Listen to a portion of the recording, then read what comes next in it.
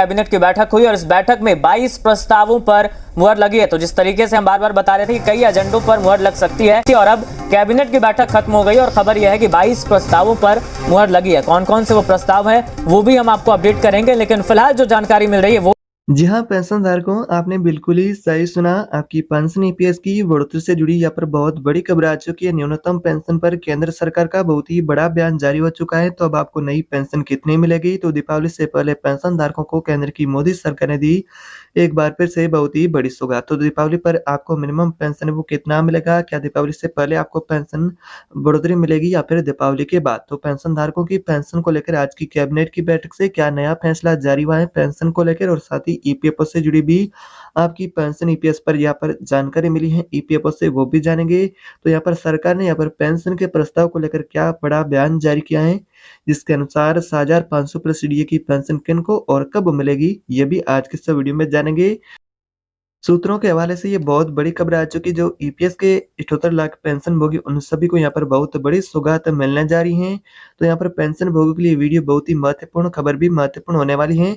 तो यहाँ पर आपको संपूर्ण जानकारी मिलेगी आपकी पेंशन ईपीएस से जुड़ी। तो यहाँ पर पेंशनधारकों के लिए केंद्र सरकार ने क्या बहुत बड़ा ऐलान जारी किया है, और केंद्र सरकार ने कर्मचारियों के लिए दिवाली का बोनस को लेकर एक बार फिर से यहाँ पर एक अपडेट भी और जारी किया है, जिससे कि आपको बोनस कब मिलेगा, कितना आपको बोनस मिलेगा, बोनस का कैलकुलेशन कैसे होगा, तो वो भी आगे आपको बताएंगे। तो ये खास आपके लिए अपडेट होने वाली है। तो पेंशन धारकों के हित में यहाँ पर केंद्र सरकार के द्वारा और ईपीएफओ से बहुत बड़ी जानकारी आ चुकी कि बोनस के साथ में पेंशन धारक है उनका पेंशन और बोनस का भुगतान किया जाएगा। ईपीएस के 78 लाख पेंशन भोगी उन सभी के लिए पेंशन और बोनस से जुड़ी ये बहुत बड़ी जानकारी आ चुकी कि पेंशन पर सरकार का क्या नया स्पष्टीकरण जारी हुआ है, जिसके अनुसार अब आपको पेंशन कितनी मिलेगी। तो सभी ईपीएस 95 78 लाख पेंशन भोगी उनसे रिक्वेस्ट रहेगी कि वीडियो पूरा आप ध्यान से देखते रहिएगा। और चैनल पर पहली बार आए हैं और अभी तक आपने चैनल को सब्सक्राइब नहीं किया है तो चैनल को सब्सक्राइब कर दे, बेल आइकन को जरूर दबा दे ताकि आपको इस प्रकार की महत्वपूर्ण अपडेट मिलती रहे। तो चलिए जानते हैं इस वीडियो में जानकारी को विस्तार से। तो यहाँ पर आपका पेंशन और बोनस दोनों से जुड़ी यहाँ पर जानकारी मिली कि पेंशन बोनस ट्रांसफर का आदेश, ईपीएस पेंशन पर सरकार का स्पष्टीकरण। तो पेंशन की बढ़ोतरी को लेकर भी बहुत बड़ी खबर आ चुकी है। यहाँ पर पेंशन से जुड़ी कि पेंशन आपको मिलेगा कितना, जो 1,000 रुपये का है, क्या सरकार उसे बढ़ा करके अब 7,500 रुपये का पेंशन लागू करेगी, और साथ में जो डीए और मेडिकल की सुविधा को लेकर भी पेंशन भोगी मांग करे। तो यहाँ पर आपके लिए क्या नया लिस्ट जारी हुआ, इस लिस्ट के अनुसार किन पेंशन धारकों को कितनी पेंशन मिलेगी, इसको लेकर क्या पेंशन धारकों के लिए नया आदेश जारी हुआ, जिससे कि पेंशनर्स की मौज बताई जा रही है और आपको पेंशन कितनी मिलेगी। तो अभी-अभी 10 मिनट पहले की खबर आ चुकी कि केंद्र की मोदी सरकार ने पेंशन धारकों की पेंशन की बढ़ोतरी का इंतजार किया खत्म, और पेंशनर्स की मौज बताई जा रही कि कैबिनेट की बैठक में केंद्र की मोदी सरकार ने लाइव आकर के कोर्ट से पेंशन धारकों की जो मांगे थी लंबित उसको लेकर और पेंशनर्स की प्रमुख मांगे उनको लेकर यहाँ पर क्या ऐलान किया है वो जानेंगे आगे, कि मोदी सरकार ने लाइव आकर के पेंशन भोगियों की प्रमुख मांगों को लेकर क्या कहा है और आपकी पेंशन अब कितनी बढ़ेगी। तो यहाँ पर दो तरह के आपके लिए अपडेट आ रहे हैं, एक आपका वेतन लिमिट और मिनिमम पेंशन, उन दोनों को लेकर यहाँ पर चर्चा करेंगे कि आखिर ये आपका वेतन लिमिट बढ़ेगा या फिर आपकी मिनिमम सीधा ही बढ़ेगी पेंशन, जो 1,000 रुपये की है उससे बढ़ा करके 9,000 रुपये या फिर 7,500 रुपये किया जाएगा। तो ये आपके लिए महत्वपूर्ण होने वाला है। तो सुप्रीम कोर्ट से ये दोनों फैसलों को लेकर यहाँ पर चर्चा भी है, और यहाँ पर एक और भी यहाँ पर अपडेट आ रही है कि 8,500 प्लस डीए की पेंशन भी आपको मिल सकती है। इसको लेकर भी कुछ कर्मचारी संगठन डिमांड कर रहे हैं, और जो पेंशन का भेदभाव है उसे भी खत्म करने को लेकर मांग कर रहे हैं पेंशन भोगी की। 2004, 2006 या 2014 जो पहले बाद के रिटायर्ड पेंशन भोगी जो कि पेंशन धारक है उनको पेंशन का भेदभाव का सामना करना पड़ता है, उनको समान पेंशन नहीं मिलती है। तो यहाँ पर आपके लिए समान पेंशन देने को लेकर भी यहाँ पर अपडेट मिली है कि सुप्रीम कोर्ट से भी इसको लेकर बहुत ही जल्द फैसला होने वाला है। और आपके पेंशन के प्रस्ताव को लेकर फिलहाल जो वेतन लिमिट को लेकर यहाँ पर संकेत मिला है कि आपका वेतन लिमिट 15,000 रुपये से बढ़ा करके 21,000 रुपये किया जा सकता है। तो उसको लेकर यहाँ पर वित्त मंत्रालय का भी संकेत जारी हुआ है, और ईपीएफओ से भी ये फिलहाल जो जानकारी आ रही है कि यहाँ पर आपका वेतन लिमिट बढ़ा करके 21,000 रुपये किया जाने को लेकर सरकार और ईपीएफओ दोनों के अंदर तैयारियां एक बार फिर से और तेज कर दी गई है, और दीपावली से पहले यहाँ पर आपको बहुत बड़ा तोहफा मिल सकता है, और साथ में आपको डीए का लाभ भी मिलेगा और मेडिकल की सुविधा मिलेगी। जो पेंशनर्स की मांगे हैं तो उनको लेकर भी यहाँ पर साथ में तैयारी की जा रही है, और पेंशन भोगियों को यहाँ पर अभी केंद्र की मोदी सरकार के द्वारा इस तरह की जो या कैबिनेट की बैठक हुई थी, उससे कैबिनेट की बैठक के अंदर ये जानकारी दी गई कि सरकार का निरंतर पेंशन भोगियों की पेंशन के प्रस्ताव को लेकर प्रयास जारी है। सरकार का काम तेजी से हो रहा है।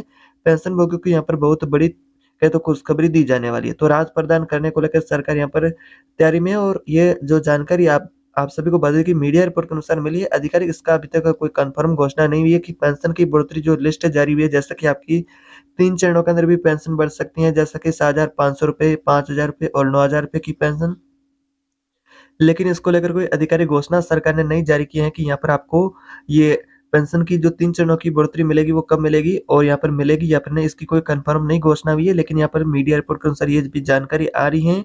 तो बात करते हैं यहाँ पर आपका जो बोनस है उसे कैसे और यहाँ पर कब आपके खातों में भुगतान किया जाएगा, ये भी महत्वपूर्ण अपडेट होने वाली है। तो उसी से पहले एक और ये मीडिया रिपोर्ट के अनुसार बयान बताया जा रहा है, जिसमें कि न्यूनतम पेंशन को ₹7,500 करने को लेकर यानी कि माँग की जा रही है और ये पेंशनभोगी का सवाल हर यानी कि कई तो यहाँ पर बैठक के अंदर उठ रहा है कि पेंशनभोगियों की पेंशन बढ़ाई जाए।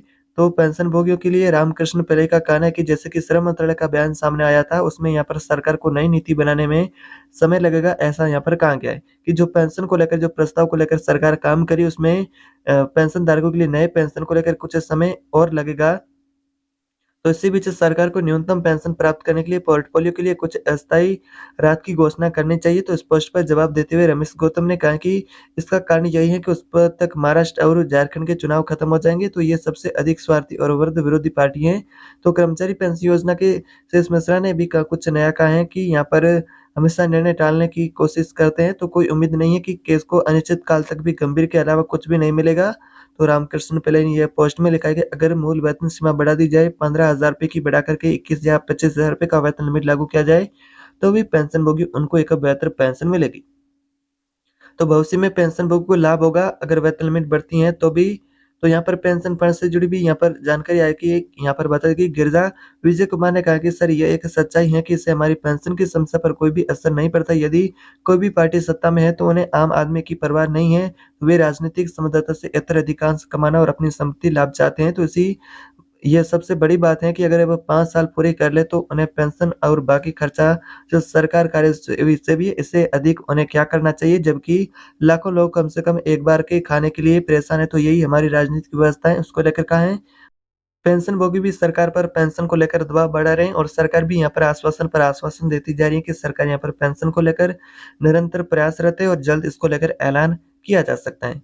तो बात करें केंद्रीय कर्मचारियों के लिए बोनस को लेकर क्या ऐलान हुआ है, तो बोनस आपको मिलेगा, लेकिन कितने दिनों का इनकी जो सैलरी के बराबर आपको बोनस मिलेगा, तो 1 महीने की इनकी सैलरी 30 दिनों के बराबर आपको बोनस मिलेगा। केंद्र सरकार के कर्मचारियों के लिए अच्छी खबर आ चुकी है और इसको लेकर वित्त मंत्रालय का ऐलान भी जारी हो चुका है। अब आपके खातों में भुगतान कब किया जाएगा, ये ऐलान अभी होना बाकी है। तो यहाँ पर 30 दिनों के पारिश्रमिक के बराबर ये बोनस मिलेगा, जिसमें कि कर्मचारी है जो कि सी और बी समूह के गैर राजपत्रित कर्मचारी भी शामिल है, जो कि इस किसी भी उत्पादकता से जुड़े हुए बोनस योजना का हिस्सा नहीं है। तो बोनस की गणना के लिए यहाँ पर आपका ₹7,000 का वेतन निर्धारित है, तो इसका आपको बोनस का लाभ मिलेगा। तो ये केंद्रीय अर्धसैनिक बल है, सशस्त्र बल है, कर्मियों को साथ-साथ केंद्र सरकार के वेतन ढांचे का पालन करने वाले केंद्र शासित के कर्मचारियों पर भी ये बोनस लागू होगा। बोनस का अर्हता प्राप्त करने के लिए कर्मचारी को 31 मार्च 2023 तक सेवा में होना चाहिए। वर्ष के दौरान कम से कम बात करें तो 6 महीने की निरंतर सेवा भी पूरी कर ली है जिन कर्मचारी ने, तो उनका इसका लाभ मिलेगा। तो 1 साल में कम समय तक यानी कि आपने सेवा की है तो उस अनुपात में आपको पेंशन मिलेगा। तो कैसे बोनस की गणना होगी? 30.4 से यानी कि विभाजित किया जाएगा ये बोनस की गणना की परिउपलब्धियों को। और यहाँ पर उदाहरण के तौर पर अगर देख लें तो ₹7,000 का यहाँ पर वेतन माना जाएगा, तो बोनस आपका ₹6,908 होगा। लगातार 3 वर्षों तक 1 वर्ष से कम यानी कि 240 दिन काम करने वाले आकस्मिक मजदूर भी इस बोनस के लिए पात्र होंगे, जिसकी गणना ₹1,200 प्रति माह के आधार पर की जाएगी। तो यहाँ पर बोनस को लेकर सरकार अब तैयारी कर ली है और बोनस को भुगतान को लेकर भी जल्द अब आपके लिए आदेश जारी होने वाला है। तो पेंशन और बोनस को लेकर यहाँ पर सरकार दीपावली से पहले कभी भी ऐलान कर सकती है, अब एक्शन में है, कभी भी यहाँ पर आपकी पेंशन को लेकर ये निर्णय हो सकता है। प्रस्ताव को लेकर वित्त मंत्रालय भी अब पेंशनभोगियों के लिए जो प्रमुख मांगे हैं उनको लेकर यहाँ पर तैयारी में नजर आ रहा है, जल्द इसको लेकर यहाँ पर आपको राहत मिलेगी। तो इस तरह की आपके लिए फिलहाल आज की अपडेट होने वाली। इस प्रकार की नई अपडेट के लिए चैनल को सब्सक्राइब कर दें, बेल आइकन को जरूर दबा दें ताकि आपको इस प्रकार की महत्वपूर्ण अपडेट मिलती रहे। एक और ऐसी नई ताजा जानकारी के साथ फिर मिलेंगे, तब तक के लिए जय हिंद।